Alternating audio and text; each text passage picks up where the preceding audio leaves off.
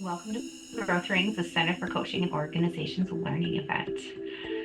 Before we go further, I want to remind you that Zoom offers closed captioning, as we just learned. In the toolbar at the bottom, click on the CC icon live transcript and click on the box at the bottom to enable live transcription. If you have any questions, please put them in the chat or raise your hand. So, what is CCO? CCO, as we call it, is a 501(c) nonprofit organization founded by a group of experienced executive coaches and organizational leaders to unleash human potential through coaching and organizations. We unleash human potential by inspiring people to find their voice, supporting leaders to shift their mindsets, to solve big, complex, messy problems with grace and clarity. Growing leaders who bring the power of coaching to their organizations and the communities that they serve. Expanding access to coaching in organizations for all. One way that we expand access is through Growth Rings learning events. You can find Growth Rings and all other offerings under the events tab of our website. If you're not on our mailing list, you can sign up there as well. Our next Growth Rings event is on September 19th at the same time, at the same Zoom link. So please join us for that. Another way that we expand access is through our ICF accredited executive coaching and organizations coach education program. Do we have any alums or current students on the call? Give us a wave if you're there. Awesome. We are finalizing the start date for cohort 10. We will kick off in early 2025. We're finalizing either a February or a May start date, and more to come on that very soon. Many students are referred from our CCO community, so tell your friends. We offer ECHO Coach Education info sessions, and we hope you'll join our faculty and alums at a virtual ECHO info session sometime soon. The next one is on August 1st at 11:45 Central. Some coaching content, share a little bit about ECHO, and answer any questions that you have. This program is transformational, and you can ask any alum on the call. Lastly, please join our virtual Community Connects on July 22nd and our in-person Community Connects on August 17th. You can check out our social media for details there. Now I get to move on to my favorite part, which is introducing Pete. Pete Berridge is an accomplished coach and facilitator who utilizes the sciences of positive psychology and executive coaching to help leaders, teams, and organizations to be more engaged, effective, and productive. Pete became a certified coach through the Hudson Institute of Santa Barbara and is an adjunct faculty with our very own Center for Coaching and Organizations. He is one of the first 200 people in the world with a Master of Applied Psychology, MAPP, degree from the University of Pennsylvania.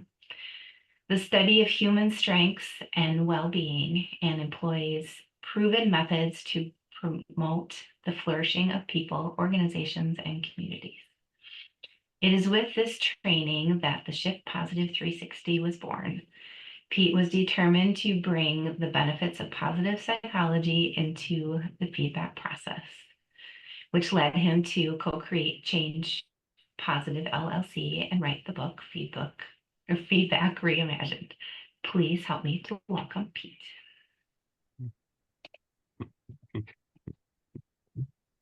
Thank you very much, Carla. So I'll add that not only is the CCO program life-changing for the students and the alum, but also for the faculty. It's a privilege to be part of this change in people's lives. So thank you for inviting me to be part of this, and I'm happy to be here. So let's get started. We're going to jump in here. It's a nice intimate group, and so feel free to interrupt me as we go. and we will get into whatever topics are of most interest to you. Otherwise, I'll be cruising through here, and I can kind of get into that zone. So I ask that you just stop me if you need. So let's see. If you do want to take a look at the website, there's a little thing there that you can scan. It's just at shiftpositive360.com. So I wanted to introduce a few of the people that are part of Change Positive. Here are some of the individuals, and we've got Kristen on the call here today, and she's going to help me with keeping track of anything that's coming through in the chat, interrupting me, stopping me. Feel free to do that, Kristen. I ask you to do that, posting different things there so that if there's a resource that you're looking for, I'm going to be touching on some articles, and you can certainly reach out to us. Let us know if you're interested in getting an article. If you have any difficulty finding it yourself directly, but we're happy to help with that. I should add one more person on the team here, and that's Chris Diller. So Chris is also part of the crew here that helps on the technology side. And we're really excited about some of the things that we're bringing forward in the area of artificial intelligence and how to improve this idea of dialogue and constructive dialogue and feedback. So look for that to be coming soon. So I wanted to, knowing that CCO has a broad reach and it's also been on social media, have you go here and tell us why it is that you're here. So vote for whichever one fits best for you, and that'll give us a sense of who's in the group today. Okay. So if you scan it there, or also if you want to go directly to the link, it is in the chat. And so I think Kristen as well, if you can continue to repost that one as we go through on the chat, that would be great too. So I think that'll take you right there. Again, I didn't have a chance to test it because I lost everything last night. All right, so let's see what's going on. Primary reason. All right, so all staff development, executive development, coach leadership development professionals here. And good. All right, so we know who's in the group. Now, back here. So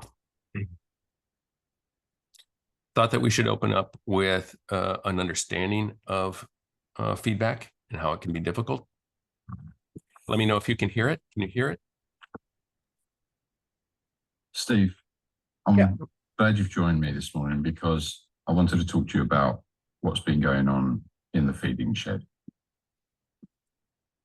There's been some regular break-ins happening, and it seems to happen a lot when you're let out of the run. Now, I'm not saying it's you. I'm just saying that there seems to be a correlation between when you're free and when the break-ins happen to the feed shed. I'm just getting a little bit concerned that don't give me those eyes. All right. We're trying to don't. Right, it's very hard for me to tell you these things, but we did notice that one of the sacks had some teeth marks in it. And let's just say they weren't cat teeth marks. They were more like donkey teeth marks. And the donkey teeth mark, please don't try and Steve, that you're not, I feel like you're not listening to me. Dottie, can you have a word with him? So anyway, look, what I wanted to do is, I just wanted to ask you, could you stop breaking into the feed shed? If it is you, I'm not saying it is you, but would you mind stopping? Thank you. I love you. Gotta love Steve. Steve is awesome. All right. So why is it hard? Why is feedback hard? Put some thoughts in the chat.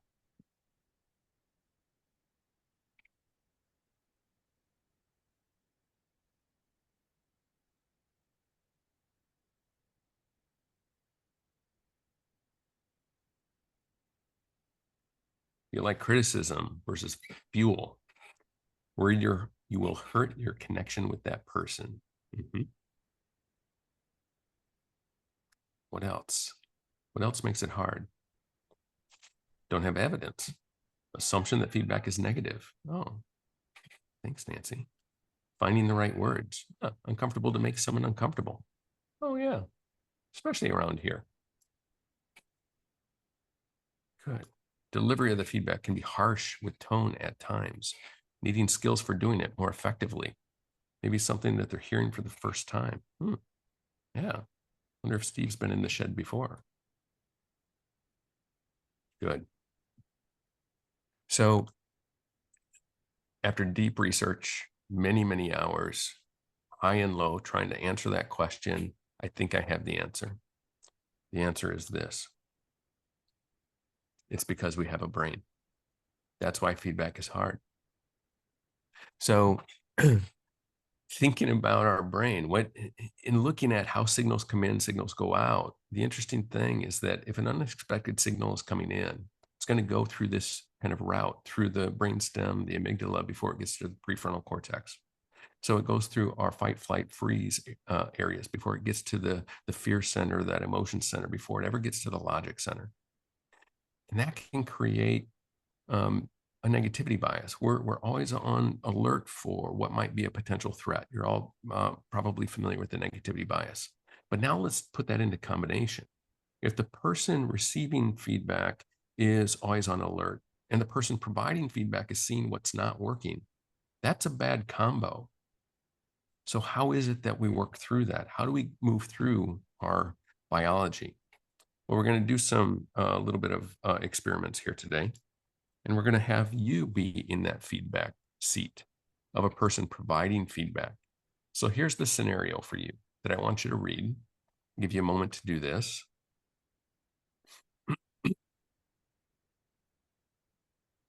And then what I want you to do at Menti is to go out there and put in, what is it that you would,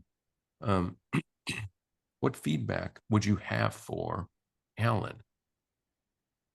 Especially with regard to the second paragraph.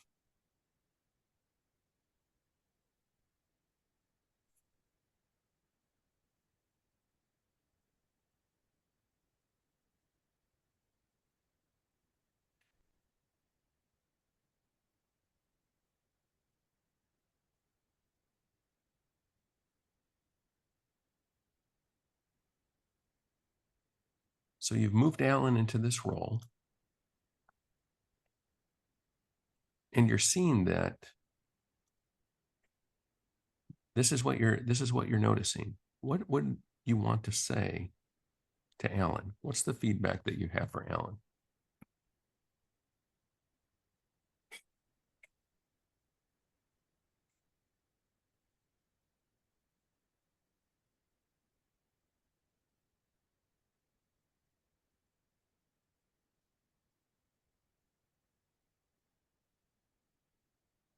I want to take you through this more visceral experience today.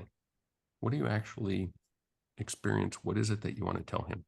So that's why I'm putting you in this role as Alan's manager.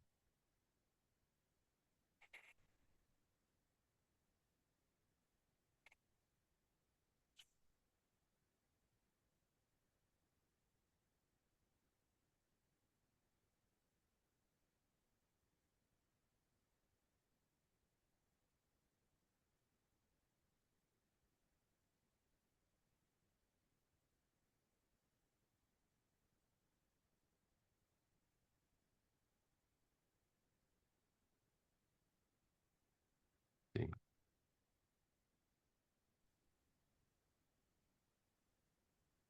Are people able to get there to the Menti? Good. Okay. One piece of feedback for Alan.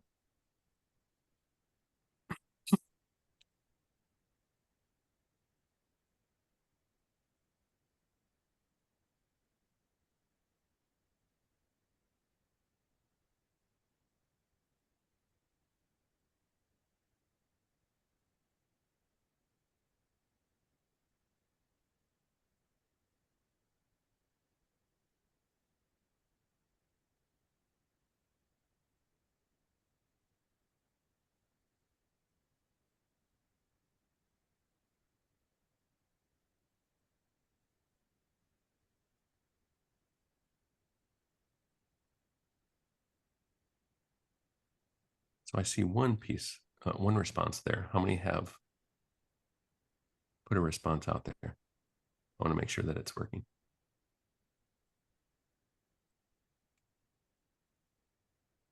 I want to know his perspective. How's it going? I want you to trust yourself more. Okay.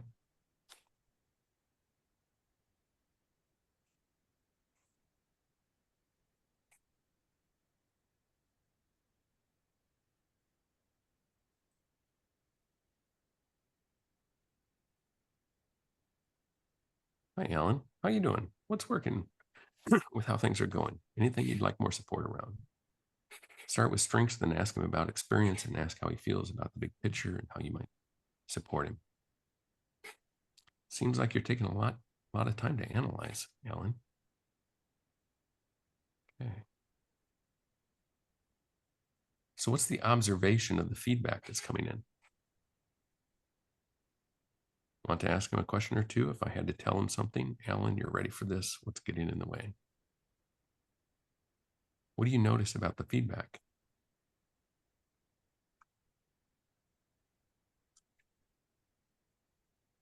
This is where you can unmute yourself.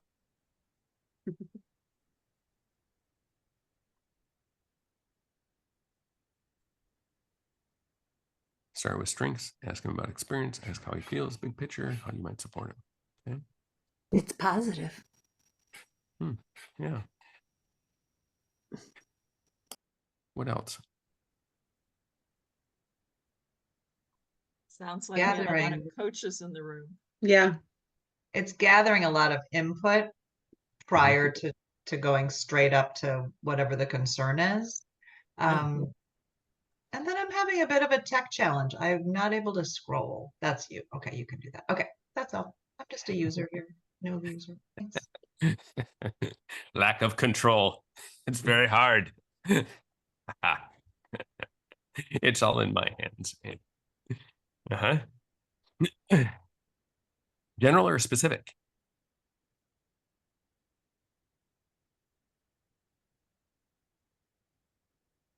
Right now, very general.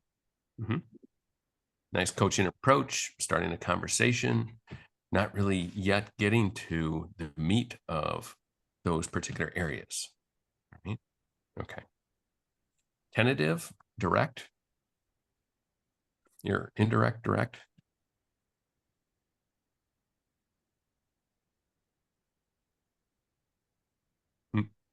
I would say there's the coaching going on too, of like, let's get some of how you feel, and then I'll sprinkle in how I feel, maybe. Yeah. All right. So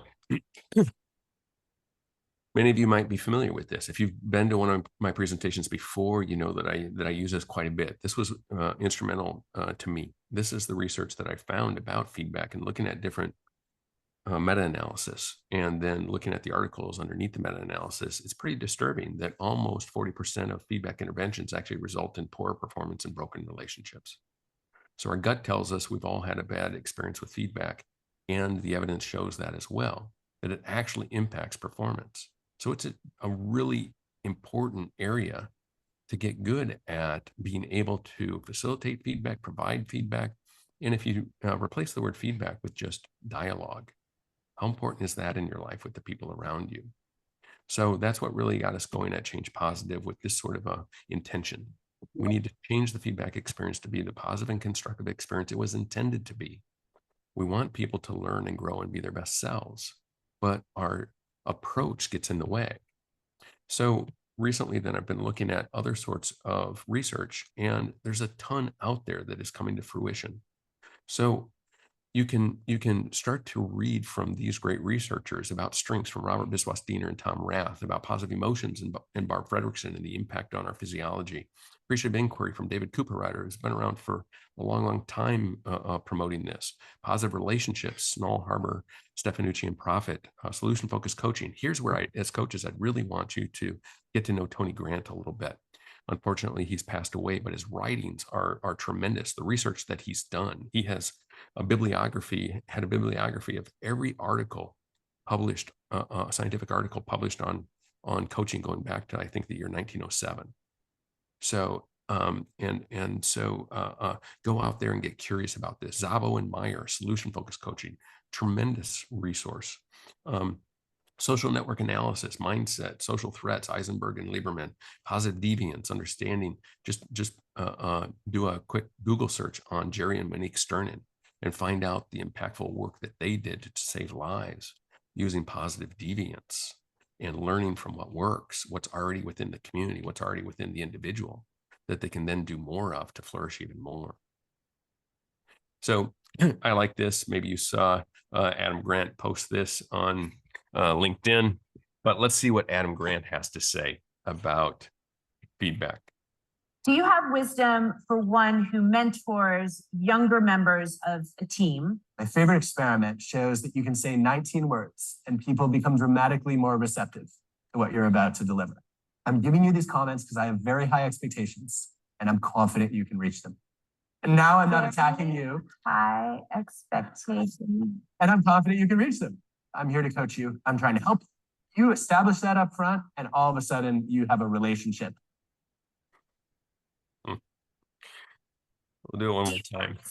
For one who mentors younger members of a team. My favorite experiment shows that you can say 19 words and people become dramatically more receptive to what you're about to deliver. I'm giving you these comments because I have very high expectations and I'm confident you can reach them. And now I'm not attacking you. High expectations. And I'm confident you can reach them. I'm here to coach you. I'm trying to help you establish that up front, and all of a sudden you have a relationship. Do you have wisdom? So here's the 19 words. You can take a screenshot of that in case you missed it and the underlying research around it.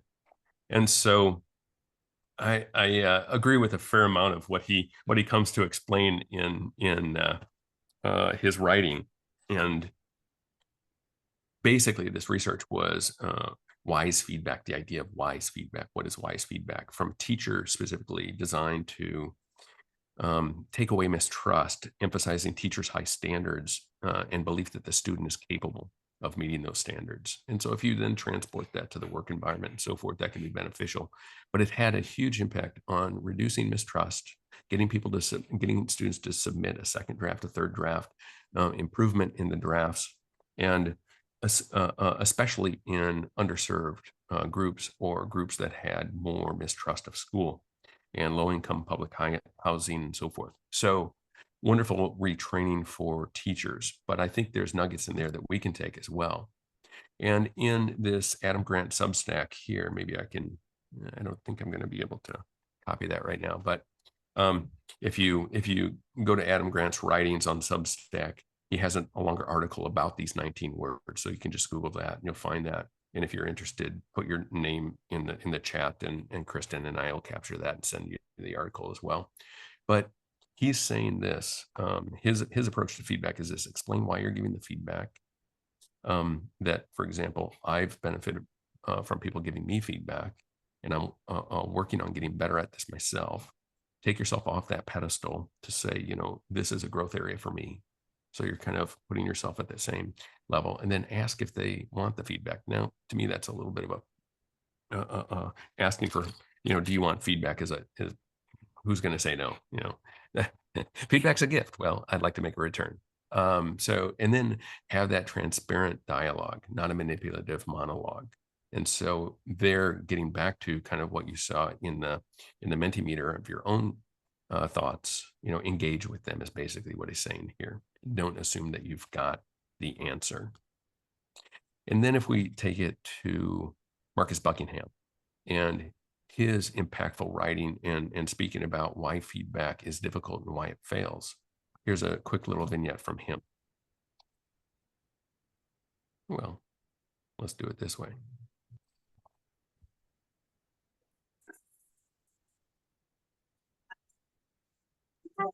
Feedback, the belief in the necessity of feedback, is based upon 3 beliefs, all of which are wrong.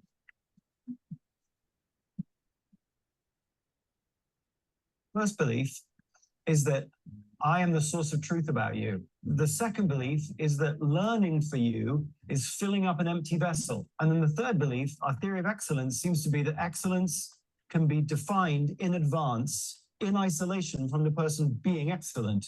Okay, all those three are wrong. Starting with the third one. Excellence can't be defined in isolation from the person being excellent. Take funniness. You can't define funniness in isolation from the person being funny. If you look at defining funniness by studying Steve Martin, let's say, you come out with, well, no, it's strumming a banjo and waggling your knees and saying, I'm a wild and crazy guy. That's funny. And then you look at Sarah Silverman and you go, oh, no, it's not. It's being slightly caustic and rude in an affectless sort of weird way. And you look at Chris Rock, there'll be something else. You look at Jerry Seinfeld. What you realize when you look at funny is that you can't extricate the excellence from the person being excellent. Excellence is interwoven with the person being it. Second, learning, we know, is insight. And insight is, as brain scientists say, it's a feeling of knowingness generated from within. And we can see it in the brain. Learning, neuroscientifically, is like building new buds on an existing branch. You grow more synaptic connections in those areas of your brain you have the most pre-existing synaptic connection. So learning for you is actually taking existing patterns within you and helping you find some little flash of insight, some new bud that helps you add form or structure or focus or a slight refinement of an existing pattern that already is within you. Therefore, what do you need from me? Well, you don't need to have me tell you where you are failing to match up to some pre-existing measure of excellence. You need my reaction. I'm not a source of truth about who you are. I'm not a source of truth about what you should do. I'm a source of truth for my reaction to you. I'm a very good source of truth about my reaction. I can tell you when I fell asleep in your presentation. And then what your job is to then take my reaction and weave it into some insight that can build upon what you already know. Because particularly what you want isn't just my reaction. It's my reaction to what worked. When you do something, when you perform, you want my reaction to that, do that, that. Did you see what you did there? Not stop that, but that. Did you see that? Because together what we should do is try to uncover what worked. Let's put feedback aside and instead, let's give them what they truly need. Let's give them our instinctive and considered reaction to what works.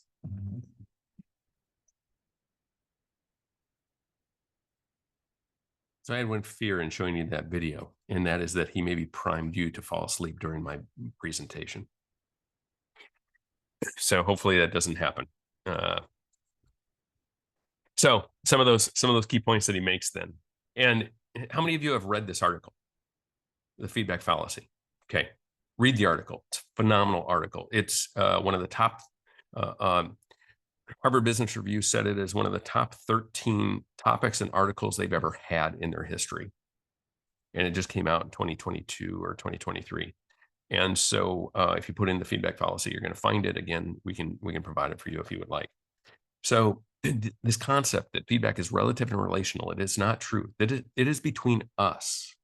I perceive you this way, and that impacts me in this way. And so letting you know that so that we can be more effective together is really that underlying premise of that. Focusing on shortcomings doesn't enable learning, it impairs it. He calls radical candor a fad, this idea that I can just tell you what you need to do and expect that I can fill you up and that's going to give you what you need and you go out and you can do that. He said that is going to pass because it's not supported. And feedback tells you, the receiver, how they can be more effective with you. That's basically what it's saying.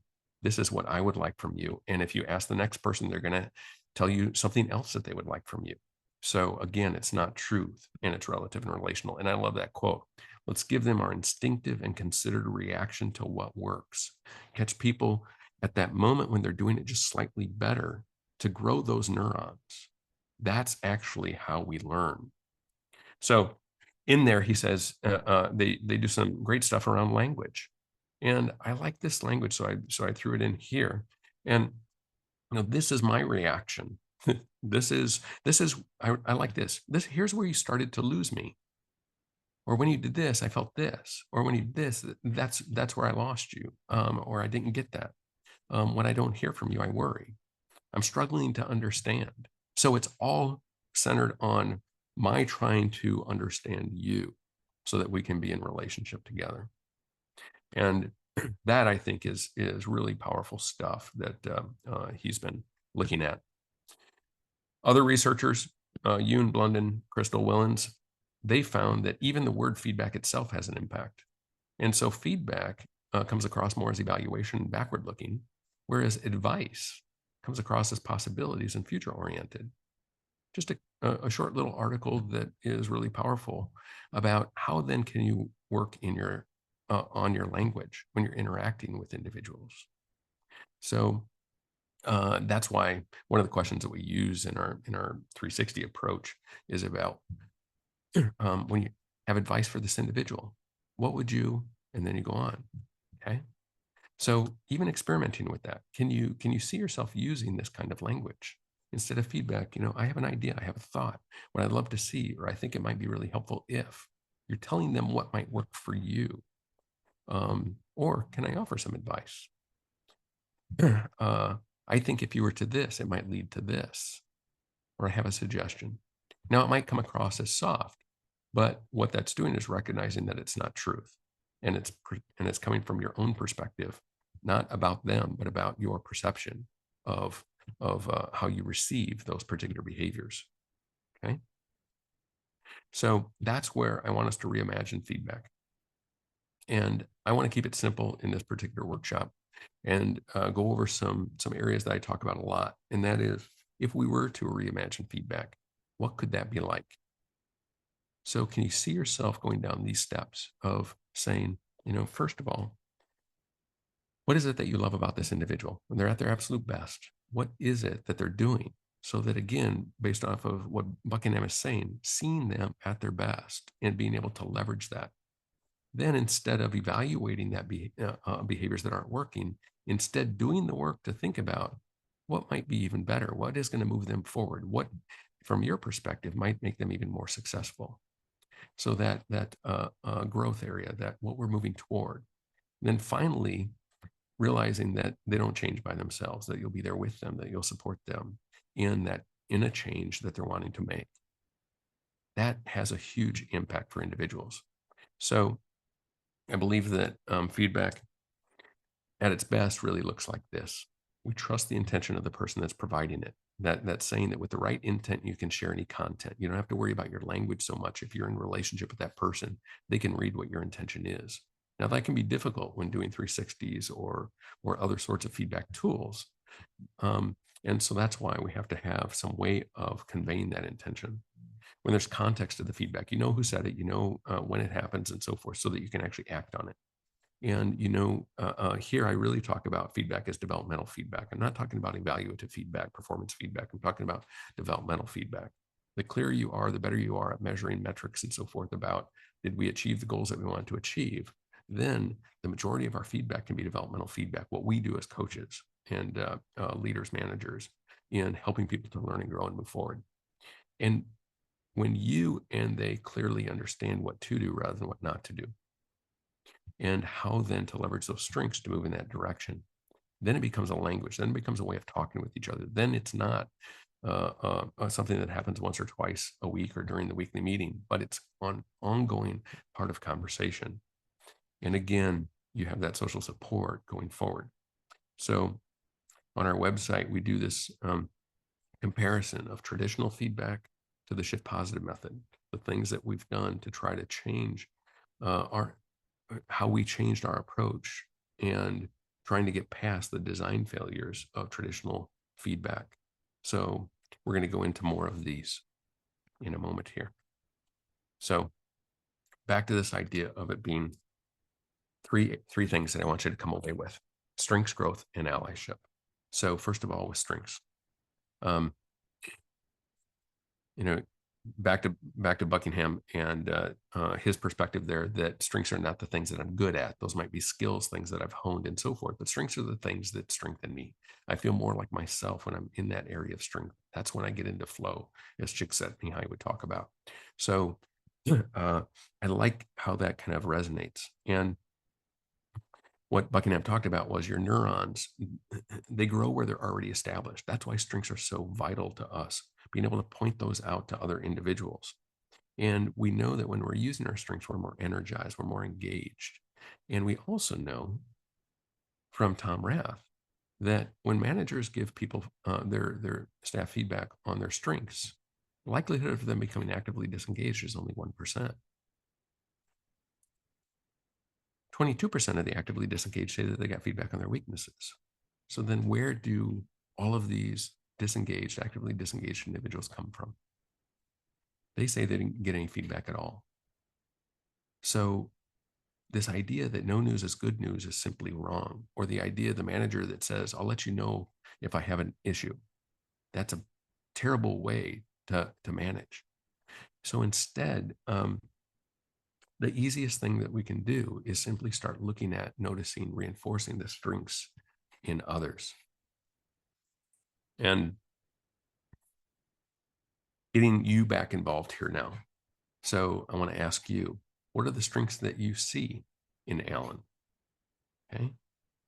So now that you're more familiar with Mentimeter, just go out there and quickly start putting in, what are the strengths that you see in Alan? Oh, good. I was able to change that. What do you love about Alan? What resonates for you about Alan?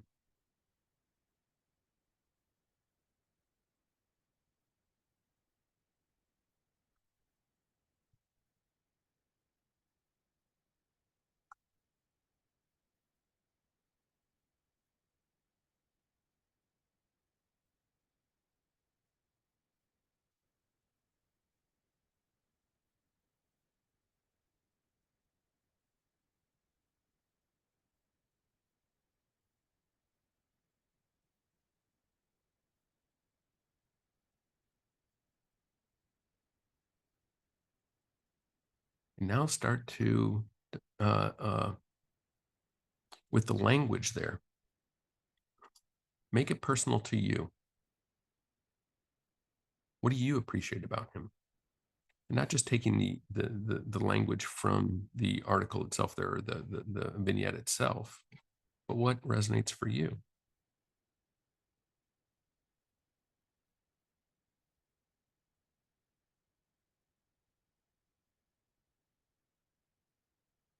All right, so I'll switch over there. Then I think going forward for time. I don't know how to add more if I've already sent a comment. Like there's not a like. I know how you Yeah. just say it out loud. Oh, use my words. Yeah, those are good. You have good words. You are talking my tech language here. Oh, I would just say something like, I really appreciate how I can always count on you and you're so responsive and you're holding the big picture, that kind of stuff. Yeah. Yeah. And why is that important to you, Annie? Oh, well, then I would suspect that if I were his manager, it would support me in trusting that the work was getting done and that I didn't have to do a lot of follow-up and that I had an opportunity to focus where I needed to be focused. Yeah. Yeah. So sharing that impact can be really powerful as well, rather than just here's the thing, but here's the thing you do and why it's meaningful to me, what it does for me. It allows me to focus where I need to focus. It gives me confidence that it's being taken care of. Yeah. It's going to be done well. Yeah. He's all in. All right. I love how you focus on the detail, shows how much you care. Okay. So it shows care for that individual. Responsive, collaborative. Okay. Work ethic, integrity. Okay. So take us back here. Just that. What are those strengths and why is it meaningful to you? What impact does it have for you is going to be a powerful thing that you can do. If that's the only thing you take away from this workshop, then time well spent. So then growth next. So oftentimes after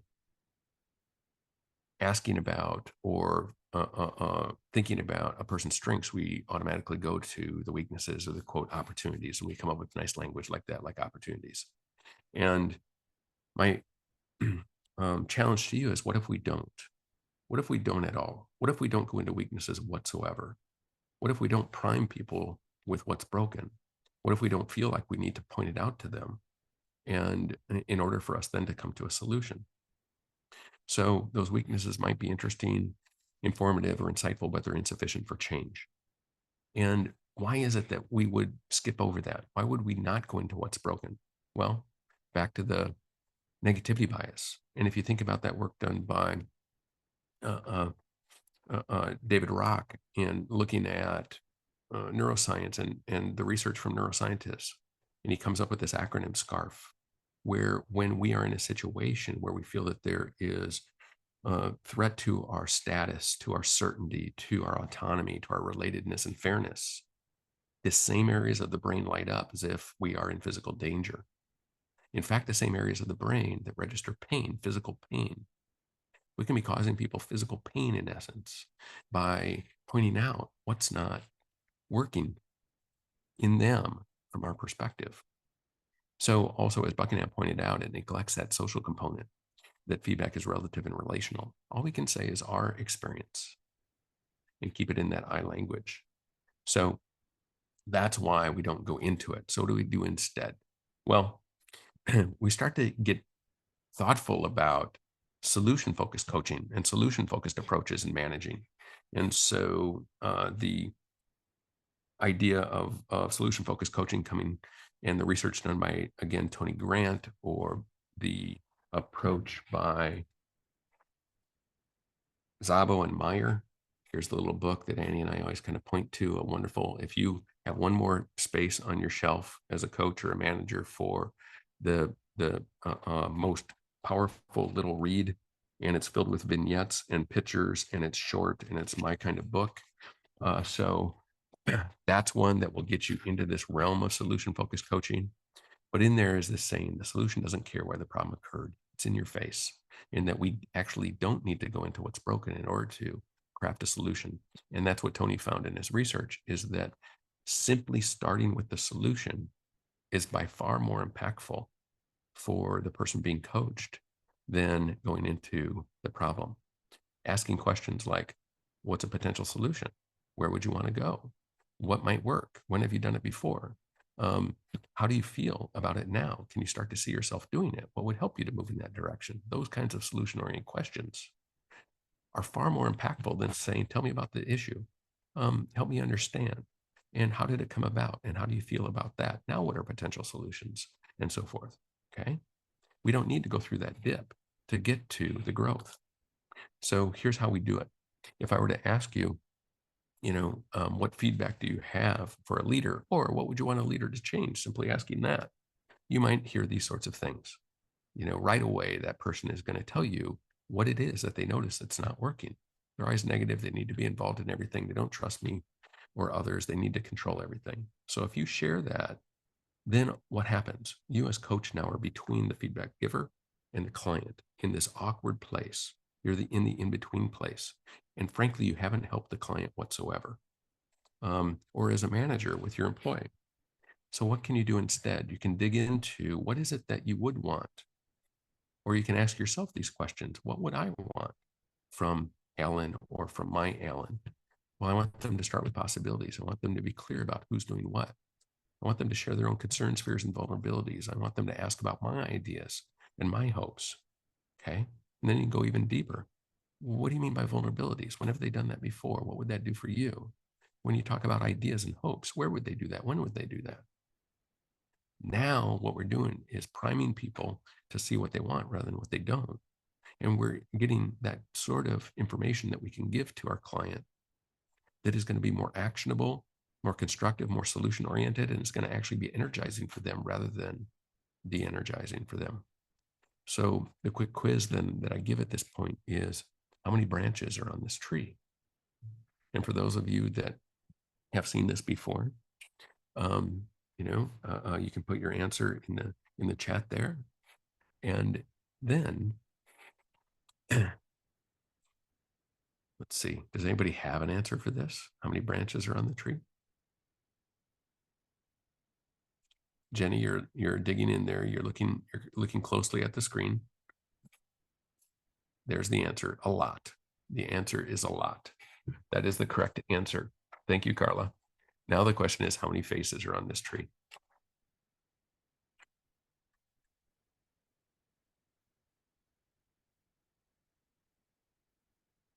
Are you starting to see the faces?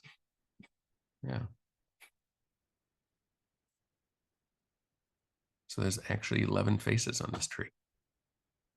And I like to point out, even, you know, like if this is the Ben Franklin guy, then this is the little creepy baby looking up through the branches. So that one always kind of spooks me out, wigs me out. But we see these faces starting to appear when we look at the space between the branches. So this is a phenomenon called inattentional blindness, and it also has to do with priming. If I ask you to see branches, you see branches. If I ask you to see faces, you see faces. So we don't see what we're not looking for. And why is that important? Because unless you take the time to truly think about what success looks like, the employee or client will be guessing, and you probably won't recognize the change when it begins to happen. If you're providing feedback to somebody, if you can't see what success is, you won't notice it when they start to do it. And one of the hardest things for a coach is to work with an individual, and you work really hard to help them to make change. And then they go back to an environment where people aren't looking for that change. And that change, the change in your client fades. They work hard, nobody notices, and it fades, it goes away. So how do we help a person to get there? We ask them these kinds of questions. What would you see? What do you want them to do? What would that look like? How will they behave differently? What will you notice? Simply asking those questions helps a person to get from the left-hand side to the right-hand side, from that natural state to a more constructive state, a solution-oriented state. So we'll do this a little bit differently then. If you think about Alan, put in the chat then, what is it that you would want to see from Alan? Specific, behaviorally. What would you see in your mind's eye?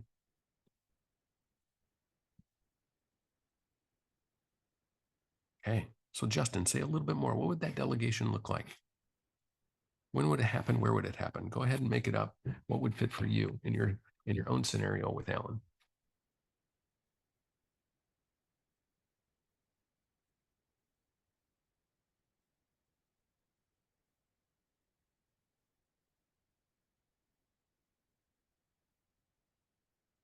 And others, what would you see Alan doing that you think would make him even more effective from your perspective?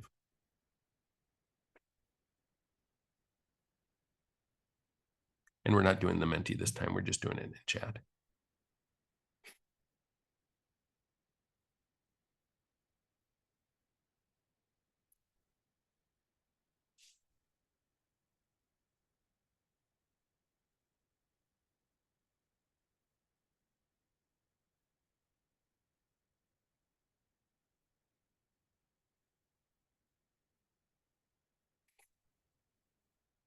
Okay.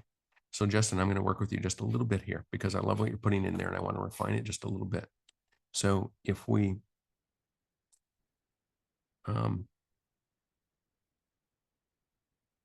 there's one thing that I would suggest, and that is instead of stop or less or not or no or don't or wouldn't or won't, what we want to do is be as affirmative in what would you see. So that's in the second part of what you posted there. Assigning it to other capable people. I'd love to see you assign your work to other capable people. And then you could go even deeper. And who would it be? Who should he be developing? How should he be letting that go? What would it look like if he were doing that even more effectively? Or when would you see it and where would you see it? So you get really curious about creating that picture in your mind's eye and in the mind's eye of Alan of what it could be, or the person that's providing feedback for Alan if you were doing a 360, for example, and gathering that feedback from others. That's how we move to that right-hand side. And the amazing thing is this, when you ask that question, what do you want? People don't know the answer to that question because we see what's not working until they see it, until you help them get there. It's one of the biggest gifts that you can give, is helping a person to see what they want rather than what they don't. So that when it happens, they notice it. And what that does then, it starts to put that person into a better place. And it moves them from being a stakeholder into being an ally. So quickly here then, what I'll point out is that, back to that idea that feedback is relative and relational to the person that's providing it. It's not truth. So letting that go, but it's how I experience this individual. And why is it that I want to be in relationship with that person? How can I help that individual? because it's going to have an impact for me as well. Like I did with Annie. What's that going to do for you? Why would you appreciate that? Okay. So our change does not happen alone.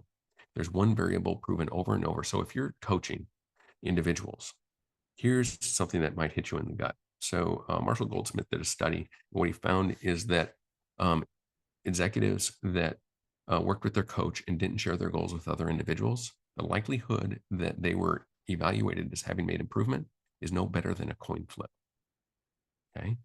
If they aren't sharing their goals with the people around them, those individuals don't know what they're working on, don't notice it, and they don't see the change happening. So as Jessica Mortigi talks about, a coach friend of mine and leadership development professional, she said, it's like taking a cucumber and putting it in a jar of vinegar and expecting it not to become a pickle. We have to influence that system around our client. Okay. We need to influence that juice that they're in so that they can get to where they want to go. And how do you do that? It's pretty simple. You simply ask anybody that you're interviewing, if you're doing a 360, and what will you do to support them, to help them? How will you help them? Or if we do it with ourselves, we say, okay, what's my role in this? What can I do to support this person? What do I love about them? What do I think they can do to be even more effective in working with me? And what am I willing to do to support them in that? In that way, then we're creating this system of allies around our client. Okay. So I want you just to think with Alan, you've had this sort of feedback for somebody around you before. How can you use your own talents and gifts and strengths to help Alan make a change like this? Your Alan make a change like this?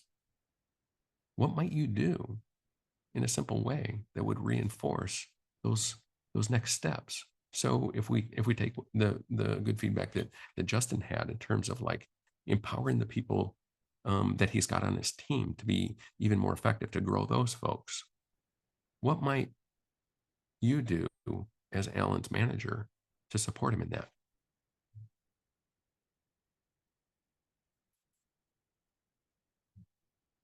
Ideas? You can unmute yourself, or you could put it in the chat. What might you do?